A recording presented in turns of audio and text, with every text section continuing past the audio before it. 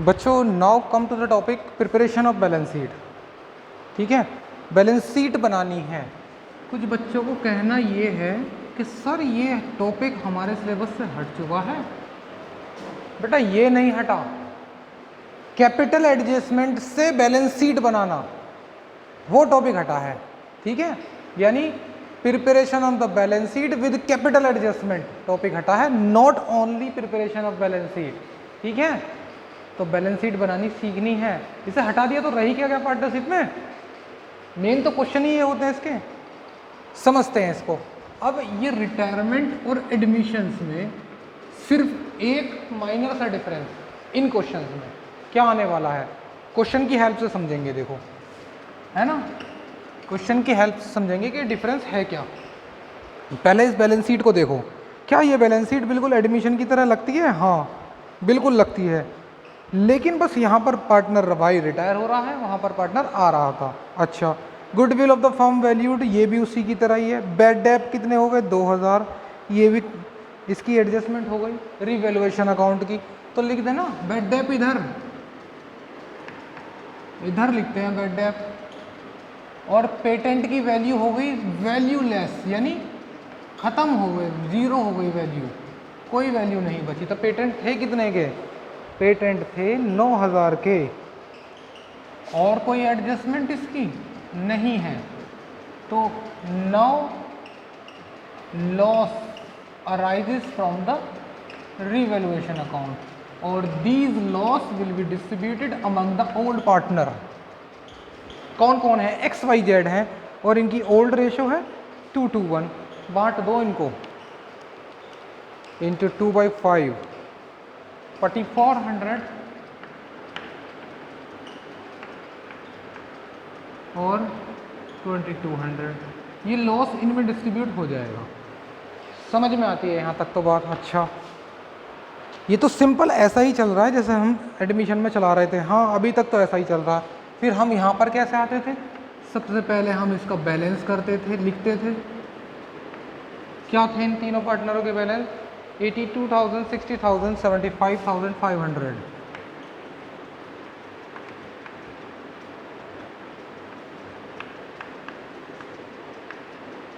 ठीक है, और जो बैलेंस शीट में कुछ पड़ा होता था उसको ट्रांसफ़र करते थे। देखो रिजर्व पड़े हुए हैं, एसेट साइड में कुछ है ही नहीं जो ट्रांसफ़र करना हो, तो रिजर्व को लेकर आओ इधर।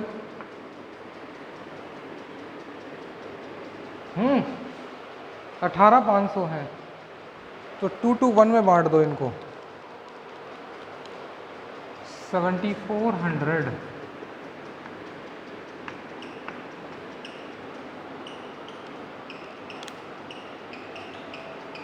3,700 ये रिजर्व आ गए। इस लॉस को इधर लेकर आ जाओ, लॉस ऑन रीवैल्यूएशन।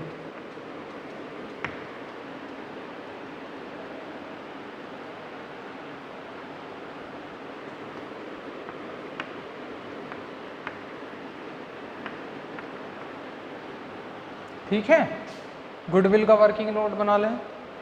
गुडविल के लिए जो हम करते आ रहे हैं एक्स वाई और जेड, कितनी है गुडविल? 70,000। हाँ, नॉट अपीयर, नॉट अपीयर में यही करते हैं हम। ये तभी होता जब हम अपीयर ना कर रहे हों, यानी इफेक्ट दिखा रहे हैं। पहले भी नहीं थी वो और अब भी नहीं है।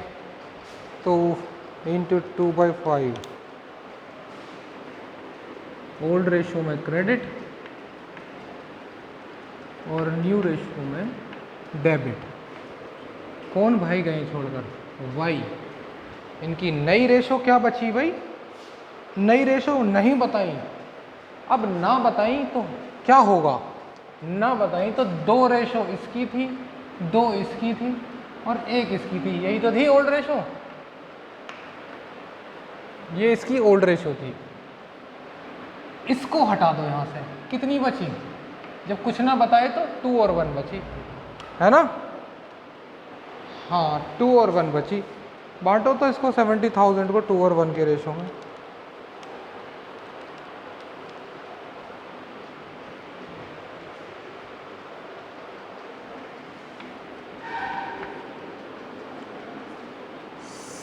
66667 डिवाइड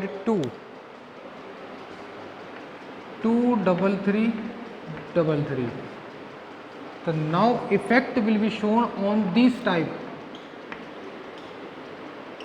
क्या आया ये क्रेडिट 28,000 माइनस 466 18,667. सर ये फ्रैक्शंस में क्यों आ रहा है? आने दो तो हम क्या करें इसे फ्रैक्शंस में.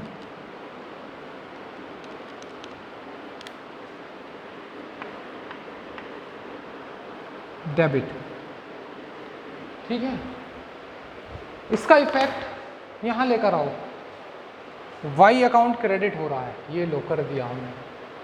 किस नाम से हो रहा है Y account credit? Y account credit हो रहा है इतने से. अपोजिट नाम लिखे जाते हैं ना, तो एक्स कितने से होगा? 18,667 है ना, और वाई की जेड की वजह से होगा इतना 9333. ठीक है, टोटल हमने 28,000 ही हो गए. चेक कर लो इसे फटाफट. 28,000 ही तो क्रेडिट कर दिया हमने वाई के अकाउंट को. अपोजिट एंट्री डेबिट साइड में. किसके अकाउंट से? वाई के अकाउंट से. इसके अकाउंट को 18,667 से डेबिट एंड नाउ 9333. हो गया कंप्लीट काम. अब इसके बाद हमको पैकअप करना है. इसका अकाउंट्स का पैकअप करना है. यही तो फाइनलाइजेशन थी इसकी. क्या करते थे हम इसको? हम इसको बैलेंस करते थे, लेकिन जो रिटायरमेंट और एडमिशन में डिफरेंस है वो यही डिफरेंट है. देखो, पहले इस रिटायरिंग पार्टनर का 60,000 प्लस 74,000 18667 933 माइनस ये वाली साइड 4400. बैलेंस कितना आया वाई का? 91,000. तो हम इसका बैलेंस नहीं लिखेंगे. क्या लिखेंगे? इसके अकाउंट को लोन में लिखेंगे इसे. ठीक है, अगर क्वेश्चंस कह देता कि इसको पेमेंट कर दो तो लोन की जगह कैश या बैंक हो जाता, लेकिन अभी हमने इसको पेड नहीं करा तो हम इसको लोन में कर रहे हैं. यानी चलो बाकी का क्या करना है?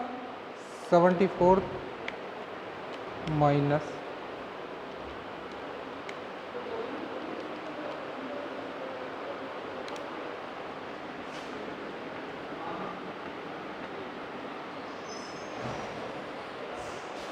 देखना ठीक 66,333 और जेड का आता है 75,500 प्लस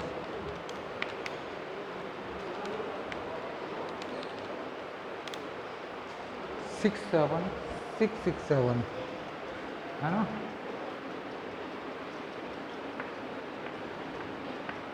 ये लो बच्चों, ये था डिफरेंस एडमिशन और रिटायरमेंट के क्वेश्चंस में. क्या डिफरेंस था? कि हमने जाने वाले पार्टनर को बैलेंस ना करा, क्या लिख दिया? लोन के अकाउंट में लिख दिया, और बाकी पार्टनरों को बैलेंस में लिख दिया. अच्छा, इतना सा डिफरेंस. इसके इतने से डिफरेंस के लिए नया चैप्टर बना डाला. बट अभी यहाँ तक की कंडीशंस में यही डिफरेंस है ना. कंडीशन अराइज होंगी उसके बाद. अब क्या करें? बैलेंस शीट और बना दें. हाँ, बैलेंस शीट और बना दें. इसको नोट कर लो, मैं रफ कर रहा हूँ इसे बैलेंस शीट बनाने के लिए.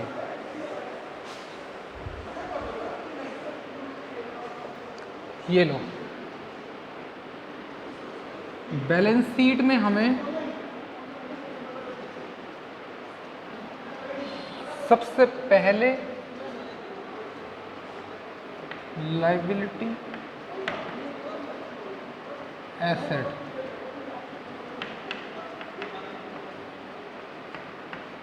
ठीक है. ये लो, सबसे पहले मैं इनके बैलेंस ही लिख देता हूँ.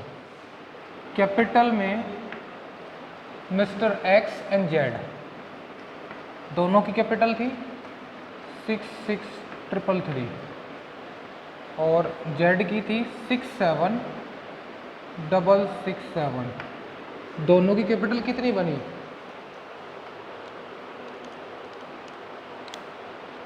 134,000। ठीक है, इस लोन को भी तो इधर ही लिखना है, यानी वाइज लोन। कुछ दिया थोड़ी है इस वाई को, है ना? तो सारा पैसा हमने इसके लोन में लिख दिया। फर्क क्या पड़ा इसका? डिफरेंस ये पड़ा कि पहले हम इसको यहाँ दिखाते थे कैपिटल की हेडिंग में, अब इसे लोन की हेडिंग में दिखा रहे हैं। ठीक है, दो डिफरेंसेस, काम खत्म। बाकी चीज़ों को देखो कैसे लिखना। कैश, पहले लाइबिलिटी में कुछ और बचा, रिजर्व को तो हमने बांट दिया इनमें। क्रेडिटर कोई चेंज नहीं है, 49,000 ये लो। कैश, कैश भी सेम है। एडमिशन में कैश को मेंटेन करना जरूरी था, यहाँ पर तो अभी आसान कुछ है ही नहीं। डेटर 90,000 के थे, 2,000 के बेड डेप हो गए तो 17,000 के रह गए। स्टॉक, स्टॉक कितने का था? 42,000। डिक्रीज हुआ है? नहीं हुआ, सेम है। बिल्डिंग सेम है, 207,000। पेटेंट की वैल्यू खत्म, कुछ है ही नहीं, बस टोटल कर लो और चेक कर लो बैलेंस इसका।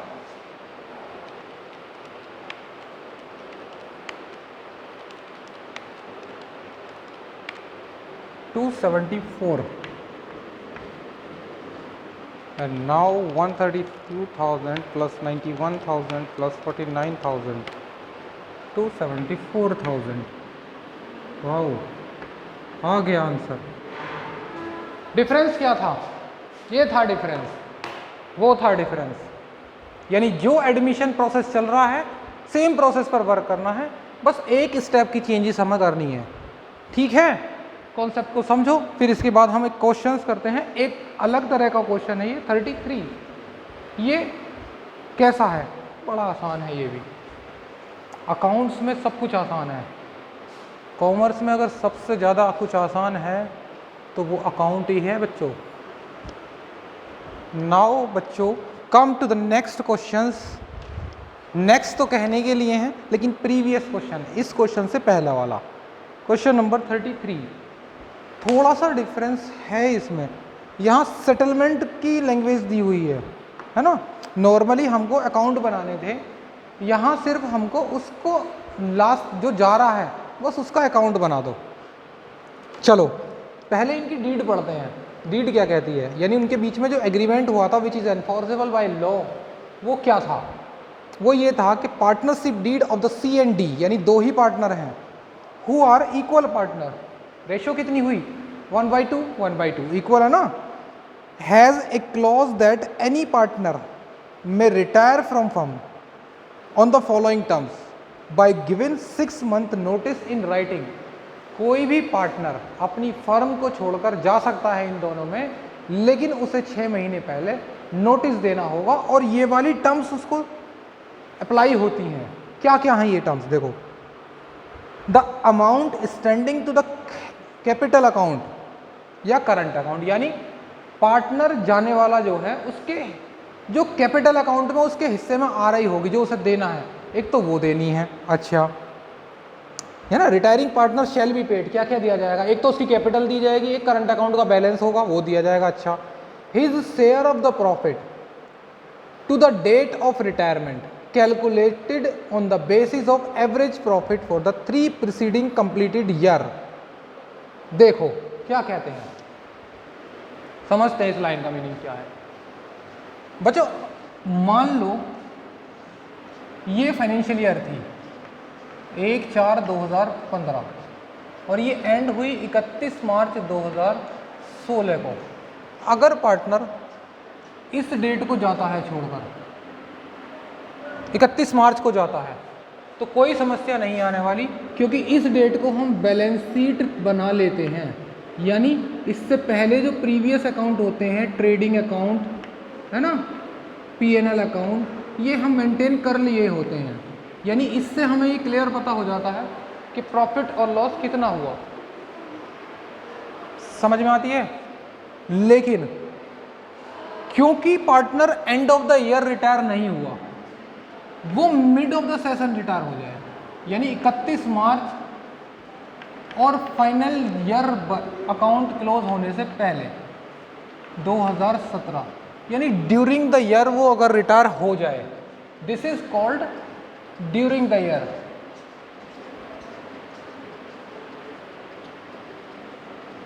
इस दौरान अगर वो रिटायर हो जाए तो क्या होगा। अब यहां प्रॉफिट का पता कैसे लगाऊं मैं, यहां P&L अकाउंट थोड़ी बनता है। P&L account will be maintained at the end of the year, हमेशा ईयर एंड को बनाया जाता है। इस डेट को प्रॉफिट का फाइनलाइज नहीं कर सकते हम। जैसे हमने कोई बिजनेस सुबह से शाम तक दुकान खोली और दोपहर को हम ये डिसाइड नहीं कर सकते कि what will be the profit, हमको एंड ऑफ द पीरियड ही डिसाइड करना होगा। इवनिंग में जाकर पता लगेगा कि हम क्रिकेट चलता है ना, क्या क्रिकेट मैच में मिड सेशन में एक इनिंग एंड होने पर हम ये पता लगा सकते हैं कि हम जीत गए या हार गए, नहीं लगा सकते ना। ऐसे ही बिजनेस का भी ये रूल्स हो सकता है कि दोपहर के बाद हमें लॉस हो जाए, तो आज के प्रॉफिट को लॉस को कैसे पता लगाएंगे, जब आज का दिन कंप्लीट हो जाएगा, उससे पहले हम नहीं पता लगा सकते। तो उन्होंने कहा कि अगर पार्टनर यहाँ से कुछ तो समाधान निकालना पड़ेगा इसका, अकाउंटेंट साहब ने कुछ समाधान जरूर निकाला होगा, है ना, क्योंकि चार्टर्ड अकाउंटेंट के पास सबका इलाज है, ठीक है। उन्होंने कुछ ना कुछ इसका इलाज निकाला होगा कि अगर वो यहाँ रिटायर हो जाए, तो उन्होंने कहा कि अगर पार्टनर इस डेट को रिटायर हो जाए, यानी 4 मंथ लेटर या 6 मंथ लेटर मिड सेशन में, यानी इस डेट के 4 महीने बाद या 6 महीने बाद अगर वो रिटायर हो जाए, तो साहब ने एक समाधान निकाला इसका। ये समाधान है कि हमें इस डेट का प्रॉफिट कैसे कैलकुलेट करना है। इस डेट के प्रॉफिट को कैलकुलेट करने के लिए उन्होंने बताया कि प्रीसीडिंग,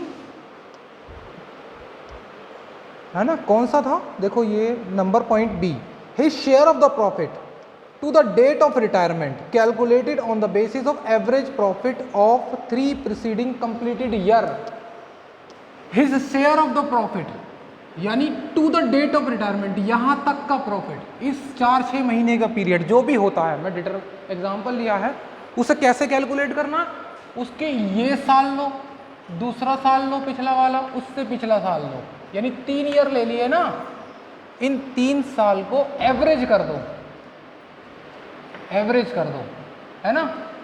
कैसे, मानो इस साल उन्होंने 10,000 कमाए हों, इस साल उसने 8,000 कमाए हों, इस साल उसने 4,000 कमाए हों, तो कितने हो गए, या 3,000 कर देते हैं, ये लो, तो 7,000 आ गया ना एवरेज प्रॉफिट।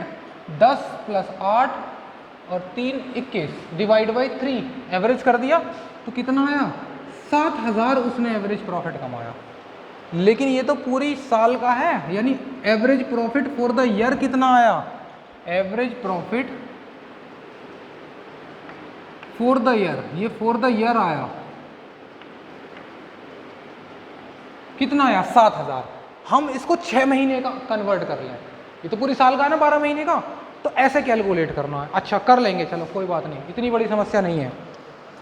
फिर उसके बाद गुडविल कैलकुलेट करनी है, और उसके हिस्से की जो गुडविल होगी वो उसे देनी है। चलो कर लेंगे, इसमें भी कोई समस्या नहीं है। सी गेव ए नोटिस ऑन 31 मार्च 2017, 31 मार्च को नोटिस दे दिया, यहाँ 31 मार्च 2017 कर लेता हूँ, ये लो, इस डेट को उसने नोटिस दे दिया, ठीक है। क्या नोटिस दिया, अब तो 6 महीने बाद रिटायर होगा, तो 6 महीने ही ले लेते हैं बस, यहाँ रिटायर हो, इस डेट को रिटायर होगा, नोटिस दे दिया उसने इस डेट को, अच्छा, कि वो 30 सितंबर को रिटायर होगा। When the balance of capital account कितना था, 6,000, और करंट अकाउंट का डेबिट बैलेंस था, यानी नेगेटिव बैलेंस हुआ। चलो कर लेंगे, कोई बात नहीं। प्रॉफिट दिए हैं 3 प्रीसीडिंग कंप्लीटेड ईयर 28,000, 2200, सॉरी 2800, 2200 और 1600। सी को क्या देना है? चलो रफ कर दूं इसे अब, ये लो। क्यों करें रफ? ऐसे ही समझा दो सर, वैसे ही हम में दिमाग कम है, सब में दिमाग कम है ना। लो क्वेश्चन नंबर 33, अकाउंट बनाकर ही समझा देता हूं, ठीक है। मैंने सी ने रिटायरमेंट ली, सी के कैपिटल अकाउंट में पड़े थे, सीज कैपिटल अकाउंट का क्रेडिट बैलेंस था 6,000। समझ में आती है? मैं अकाउंट की हेल्प से ही करा रहा हूं, कैलकुलेशन कर सकते हैं, कोई बात नहीं, ठीक है। और नाउ करंट अकाउंट में क्या पड़ा था? अकाउंट इसलिए बना रहा हूं कि क्वेश्चन ने अगर अकाउंट मेंटेन करने के लिए कह दिया तो फिर बनाना जरूरी है, और अगर इस तरह से करोगे तो सभी तरह से सही है ये, अकाउंट बनाकर भी और ना बनाकर भी। सीज करंट अकाउंट का डेबिट बैलेंस था, कितना डेबिट? 500। इसके बाद यहाँ हम वर्किंग नोट बना लें इसके, है ना। ये तो ऊपर तुम्हें जो भी चल रहा था ठीक है, ये लो वर्किंग नोट। नंबर 1, प्रॉफिट कैसे कैलकुलेट करना है? देखो प्रॉफिट बोला उसने 3 साल का एवरेज करो, है ना। यानी इसका मतलब कौन सा मेथड फॉलो कर रहे होंगे? Fix capital account method follow कर रहे होंगे। प्रॉफिट जो जाएगा उसके अकाउंट में जाएगा, ठीक है। आ जाओ जल्दी से। तो प्रॉफिट था 2800, 2200 और 1600। तो प्रॉफिट करना है हमें 2800, 2200 और 1600, इनका एवरेज करना है, ठीक है। नंबर 3, कितना आया एवरेज बेटा? इनका एवरेज आया 2200। तो ये क्या आया? प्रॉफिट फॉर द ईयर, है ना, 1 साल का प्रॉफिट। 6 मंथ का प्रॉफिट कितना हुआ? 6 मंथ का प्रॉफिट भी तो निकालना है हमको। हाँ, तो 6 मंथ का जो प्रॉफिट हुआ, क्योंकि 6 महीने का ही तो हमें कैलकुलेट करना है। यहां से यहां 30 सितंबर तक 6 महीने होते हैं, एंड ऑफ फाइनेंशियल ईयर। ये लो 31 मार्च के बाद उसने रिटायरमेंट ली 30 सितंबर को, तो यहां से यहां तक मंथ कैलकुलेट करने हैं, 6 मंथ, ठीक है। अब इस 6 मंथ का कितना हुआ बच्चों? 2200 था पूरे साल का, तो 6/12 कर लें, यानी 1100। अब 1100 में दोनों पार्टनरों का हिस्सा है कि नहीं, या अकेले का है इसका? हाफ हाफ शेयर था, तो 550 एक के थे, 550 एक के थे। तो सी का जितना बनता है सी के अकाउंट में पहुंचाओ। ये लो, बाय कैसे लिखें? प्रॉफिट तो है ही है, लेकिन प्रॉफिट एंड लॉस अकाउंट तो लिख ना सकते, क्योंकि इस डेट को प्रॉफिट एंड लॉस अकाउंट बनता ही नहीं है। प्रॉफिट एंड लॉस अकाउंट बनेगा एंड ऑफ द ईयर।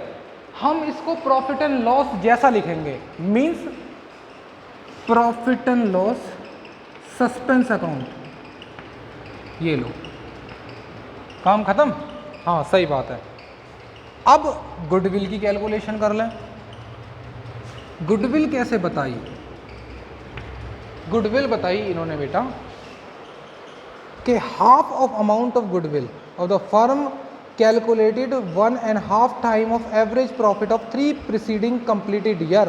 पिछले 3 साल का एवरेज हमने ये निकाल रखा है, उसका 1.5 कर दो, तो goodwill is valued average profit into 1.5 year purchase.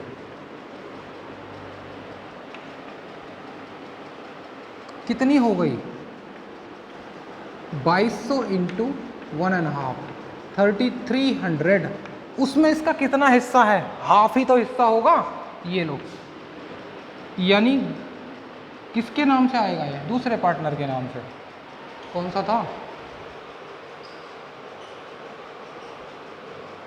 D था ये, तो डी के नाम से आएगा ये, है ना।